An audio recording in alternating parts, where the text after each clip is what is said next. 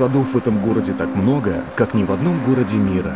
Они раскинулись повсюду, огромными пятнами.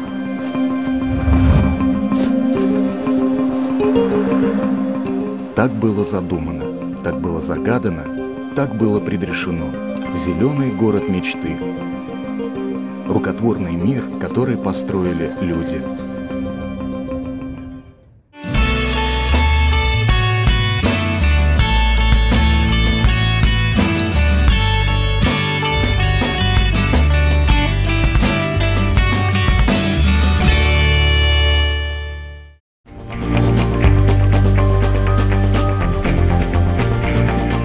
Жизнь каждого города начинается с первого камня, жизнь завода – с первого фундамента. Люди пришли на эту землю, на необъятные просторы камских берегов с одной мыслью – остаться здесь навсегда. А начиналось все в далеком 68 году. В один из майских дней в промышленной зоне тогда еще молодого строящегося Нижнекамска заложили фундамент под первый производственный корпус будущего завода. Через 4 года, в 1971-м, Министерством нефтехимической промышленности СССР был издан приказ о создании в Нижнекамске шинного завода. У Советского Союза были свои далеко идущие планы. Создать в развивающейся Татарии шинное производство для автозаводов в Ульяновске, Тольятти и Набережных Челнах. Вот вызвали нас в Москву. Куда, чего, что. Надо вот ехать. Ну, насиженное место, хорошая работа, прекрасная зарплата, семья устроена, климат чудесный. Я после института в Воронеж был направлен. Начинал с мастера, да, руководящей должности. Тем более я технолог, не строитель. Что мне делать? Но там так поставили вопрос, от которого я не смог отказаться. Мне сказали: вот мы тебе предлагаем такую должность. Если ты откажешься, мы на тебе ставим крест и заводим про тебя. То есть мое будущее уже было предрешено. Он был директором Воронежского шинного завода, самым молодым директором, которому еще не было и 40. Но в Москве на него ставку сделали не случайно. И, возможно, не случайно он оказался здесь, на берегах Камы. Он всегда любил смотреть на эту водную гладь, мечтал стать капитаном большого корабля. Николай Зеленов вырос на Волге, в небольшом поселке Судоремонтный Затон, под Нижним Новгородом. Отца не было, мама была учительницей, и поэтому в жизни приходилось пробиваться самому. Ввели моду геологоразведчикам, и в нефтяном институте имени Губкина был геологоразведочный факультет там, с погонами. Думаю, господи, я с Затона приеду учиться, да вернусь в форме, все умрут. Как это? Зеленов Николай приехал. Думаю, я вот туда поступлю.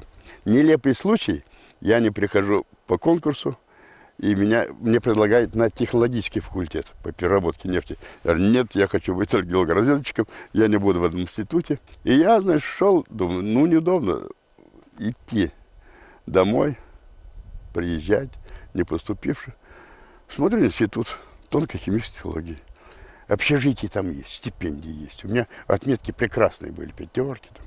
Хотя я после школы работал, не сразу поступил. Мог бы и позабыть, но сдал я прекрасно все экзамены. Николай Зеленов – директор Нижнекамского шинного завода. Это была не просто должность, это было предназначение. Это был некий аванс, который нужно было еще оправдать перед партийным руководством страны. Это был тяжелый период развития шинной индустрии.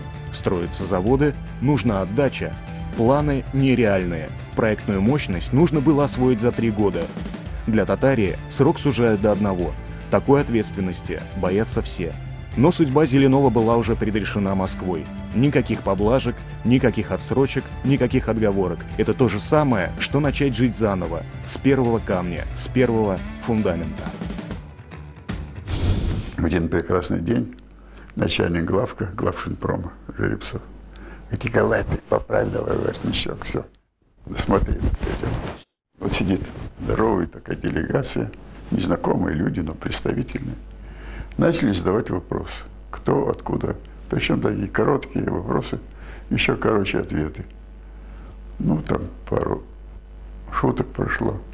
И этот пожилой человек, в моем представлении, спрашивает: ну как? Подойдет. Ну все, спасибо. Это оказалась делегация татарских нефтяников. Вот так это все и началось. Это было тяжелое время и нелегкое бремя. Советскому Союзу не хватало шинной продукции. Безудержно искали выход. Чтобы строить заводы, нужны были колоссальные деньги. Одновременно в стране начинают строить сразу 4 завода: в Бобруйске, в Чимкенте, в Белоцерковске и в Нижнекамске. В Татарии шла эпоха массовых открытий нефтяных месторождений. Регион интенсивно наращивал объемы добычи черного золота.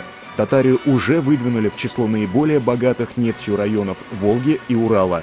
В 1971 году нефтяники Татарстана добывают свой первый миллиард тонн нефти. И в том же году, как известно, было решено построить в Нижнекамске шинный завод. По соседству бурными темпами развивалась нефтехимия. Это была часть плановой экономики, логически оправданное звено в цепи: нефть, каучук, шины, автомобилестроение. На Николая Зеленова выпала ответственность не только построить новый завод в чистом поле, но и создать коллектив будущих шинников. Хорошо мы работали, коллектив быстро. А коллектив создавали сборные союза. Не было ни одного специалиста шинной промышленности. Промышленность была обозначена. Завода нет, специалистов нет, но директор есть. Вот наш директор начинает создавать коллектив, приглашает специалистов для начала. С Воронежа, просто так. С Барнаула, с Красноярска, с Ярославля. Вот как вспоминает те годы бывший начальник цеха вулканизации грузовых шин Виталий Семенович Балдин. Николая Александровича встретились в главшинпроме, познакомились, разговорились. Вот. Он говорит: не желаете ли к нам приехать? Я говорю: да нет возражений, в принципе. Николай Александрович дал мне резиновые сапоги из своей кладовки. Я оделся и в зону. Была зона там. Посмотрел, колонны стоят, лебеда растет. Как всегда, значит, для создания коллектива приглашаются люди, которые с тобой уже раньше работали. Я с Барнаула пригласил где-то человек, наверное, около 10. Это был механик цеха, зам по оборудованию, значит, вулканизаторщики, небольшое количество. То есть костяк был приглашен с Барнаульского шинного завода. В этом регионе оказался дефицит рабочей силы с точки зрения специалистов. Электрики, механики были очень дефицитные специальности. Никто не знал, что такое шина. Производство такое серьезное. Набирали из деревень. Девчушек копали. И посылали на родственные заводы в учение. На год, на полгода. К счастью, или так, просто уже географически, они там не остались. Если стране нужно было производство, людям нужно было жилье. Нужны были элементарные условия для жизни. Первые общежития сделали в обычных заводских помещениях, бытовках. Там соорудили койки. Люди работали в 4 смены, спали поочередно. Кто-то уходил на работу, кто-то приходил. В те годы для нефтехимиков и шинников в городе начинают строить квартиры. Николай Зеленов лично курирует стройку. Утром на заводе, вечером на стройплощадке. В год вводилось до 130 тысяч квадратных метров жилья. Всего же до начала 90-х был построен 1 000 000 квадратных метров жилья и открыто 22 детских садика. Николай Александрович всегда считал, что без развития инфраструктуры людей невозможно будет удержать на рабочем месте. Тем более в таких условиях. Текучесть кадров в те годы на шинном заводе составляла всего 9%. По этому показателю завод был признан первым в Советском Союзе. 29 апреля 1973 года на экспериментальном участке была изготовлена Нижнекамская автокамера для «Жигулей». Это была первая продукция. Буквально уже через несколько лет Нижнекамский шинный завод выбивается в лидеры производства по всему Союзу. 25% шин, производимых в стране, делали именно в Нижнекамске. 100-тысячная шина, первый 1 000 000 колес. На этих кадрах запечатлен митинг по случаю такого знаменательного события.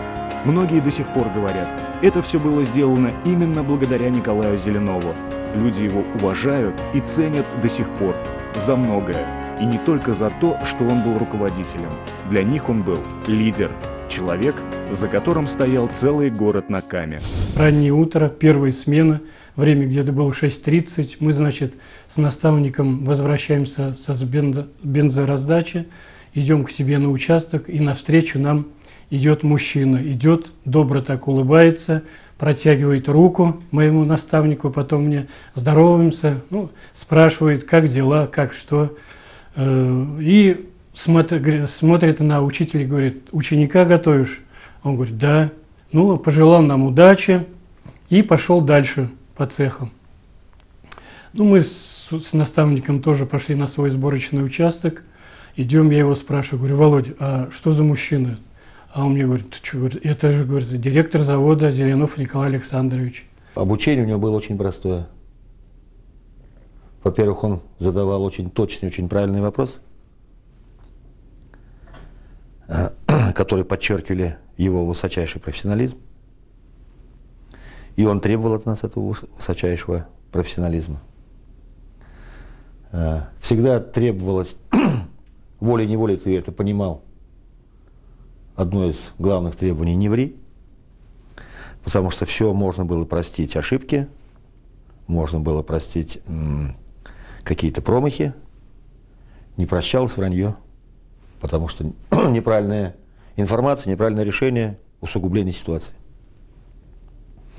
И третий принцип, третий постулат, который Николай Александрович сам проповедует и сам, безусловно, его выполняет, сам его сформировал, это люби людей.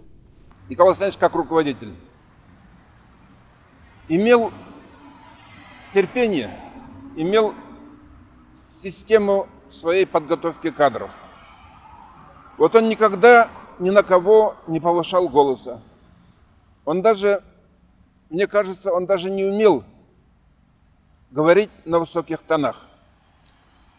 Он объяснял, он ждал, он терпел. И таким путем он воспитывал руководителей среднего звена, начальников цехов и своих первых заместителей. Вот я пока был там на заводе, я не слышал, чтобы он какого-то начальника цеха отругал матом. Не слышал, только грубости не было. Очень четко, спокойно и деловито. С таким генеральным директором было очень и трудно, и легко работать. Вот я так скажу. Трудно в том плане, что человек требовал так, как должно, и если что-то не получалось, то он всегда помогал. И всегда нацеливал свое окружение, я имею в виду своих помощников, на то, чтобы решались именно производственные задачи. Как закаляется сталь, так закаляется и человек. Его не остановили трудности. Он никогда и никому не сказал: «Я этого не смогу сделать». Из любой ситуации Николай Зеленов всегда пытался найти выход. И, конечно же, огромную поддержку он находил в семье. Свою супругу, Веру Ильиничну, с которой они поженились еще учась в институте, он считает своим самым близким другом и соратником. Вера Ильинична также долгие годы работала на шинном заводе, где руководила центральной заводской лабораторией. Не зря говорят, вот, половина. Вот человек ищет свою половину. Муж, жена.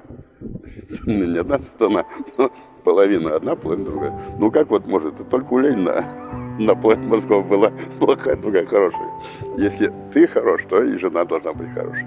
А в партии, вот как ее хоть не ругают, в партии была установка: если у тебя непорядок в семье, ты не можешь быть руководителем. Потому что и жена должна быть грамотной и умной. Уж не говоря, там красивая, это по вкусу. Говорят, что истинный характер, сила воли и мужество в каждом человеке проявляется с наступлением тяжелых времен. Времен перемен, неразберихи и хаоса. 90-е годы, годы кризиса, Николай Зеленов переживал очень тяжело. Это время особенно сказалось и в работе шинной индустрии всей страны. Нет сырья, нет потребителей. Ситуация сложилась катастрофическая. Полный развал государства, разрыв технологических цепочек между предприятиями. выход искали всеми силами и средствами. Когда потеряли отечественное, значит, машиностроение, автомобилестроение, оно очень здорово переживало. Ну, когда ты себя посвятил, ты столько всего добился, а это все проходит через твое сердце, понять можно. Он здорово переживал, трудно даже объяснить. Бывало время, даже нечем бывало как бы утешить его. Когда сидишь за столе, или когда какие-то встречи деловые, или поехал, когда, значит, сели, как говорится, за ужином. Я это видел, как он переживал. Тяжело, не то слово, что тяжело, просто как мы сделали, как коллектив справился. И вот мы сделали 1 миллион шин, которых никто не покупал, хотя они нужны были. Денег не было. Тогда, вы знаете, были расчеты бартерные. День, товар на товар. И мы начали складировать эти шины на улице.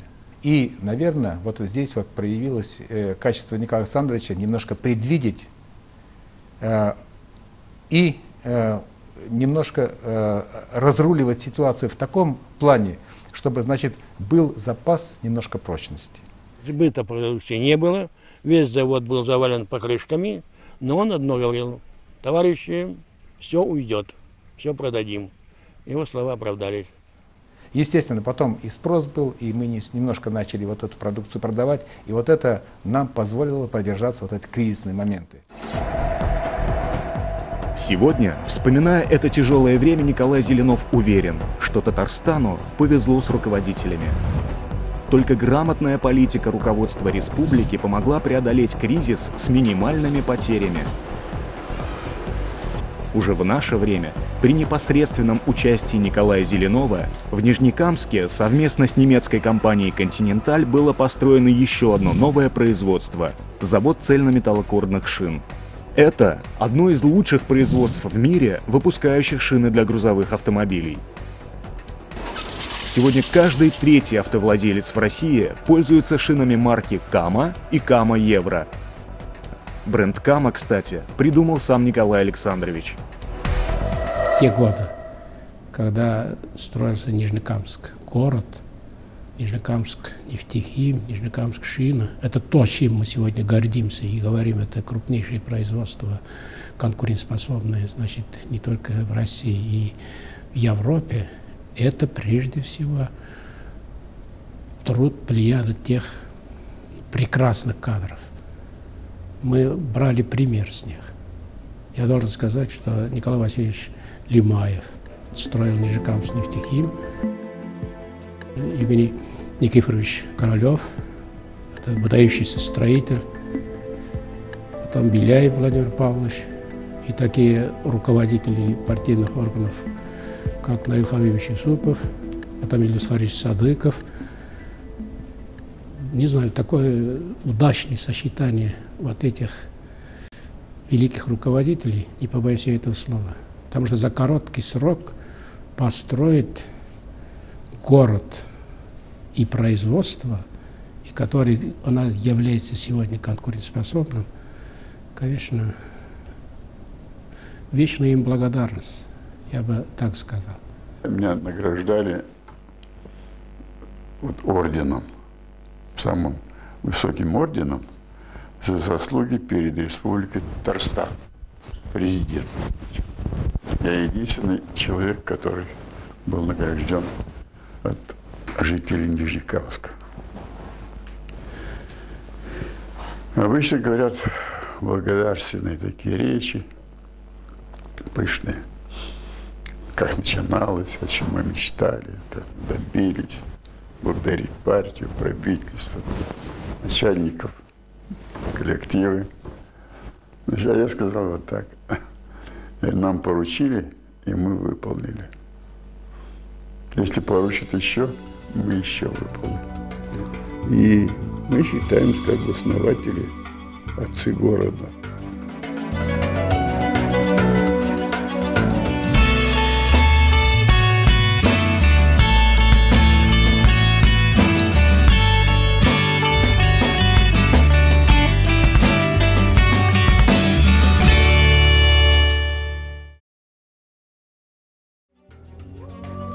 ты видишь, что это грязь, жидкость, все кругом, там котлованы.